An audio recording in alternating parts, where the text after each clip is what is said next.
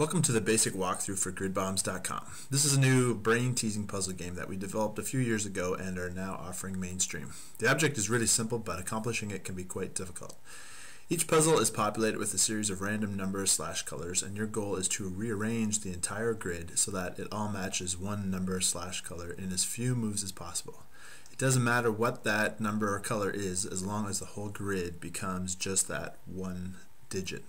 The trick, though, is that when you change one square, it affects multiple squares around it. Take, for example, this little simple puzzle we have here. You'll notice that it has a series of numbers, 1, 2, 3, and 4. The 1s are represented by red, 2s are blues, 3s are greens, 4s are browns.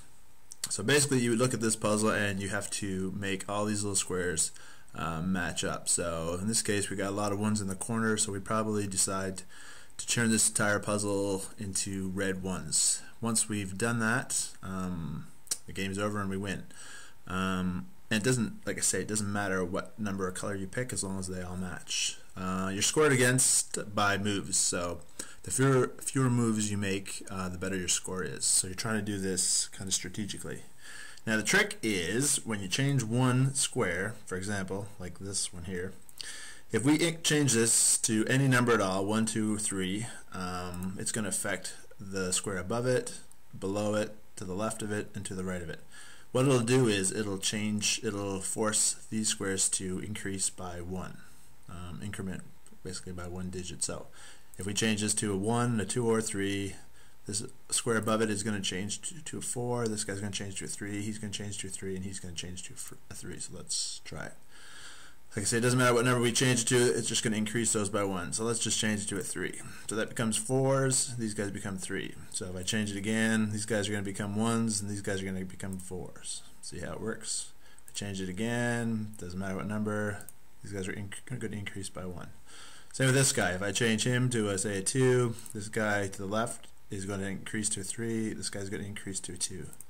So let's pick whatever, number 4 for example. He becomes 3, he becomes a 2. Change it to a 1, he becomes a 4, he becomes a 3. So it just keeps on increasing the digits. So let's just start this one really quick again, see if we can do it. Alright, so now, like I said before, we want to make this all 1. So let's try to solve this. So what I would try to do here is make it all match. So in this case, I'm going to change this guy to, let's say, 2. So these guys become 4s, and now if I change this guy again, I know these guys are going to become 1s and help move me along. So I'm going to change the middle square to a 1. Now all of a sudden I have a ton of 1s, and all I have left is these two little brown 4s left. So I know if I change him, these guys are going to become 1s. So I change him to, it doesn't really matter, say a 3, now they become 1s. And now I have 1 left.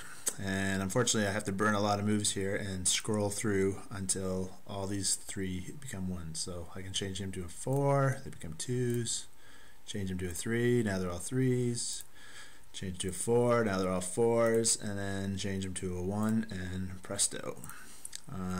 I've completed the games, and I've done it in 7 moves. So you'll notice they're all red 1s. It wouldn't have mattered, I could have tried blue 2s or 3s or 4s. As long as all these squares match up, you're done. And you can try it multiple times to see which combination works best. And in this case, the reds allowed me to accomplish this game in just 7 moves. So anyway, hopefully that makes sense. So basically, to reiterate, the goal is to arrange these grid bombs so that the entire grid becomes just one number/color in as few moves as possible. It's kind of scored like golf in that the lower the score, the better. This puzzle is the simplest of all grid bombs. It's just a 3x3 grid, you'll notice, and has no bombs in it. But as you move along, the grids will get bigger and more complicated, and that's where like the real fun definitely begins. Once you've mastered this level, we'll introduce you to bombs, which throws a big monkey wrench into the game. And once you've sort of mastered bombs, you're going to be fast on your way to becoming a grid bomb champion.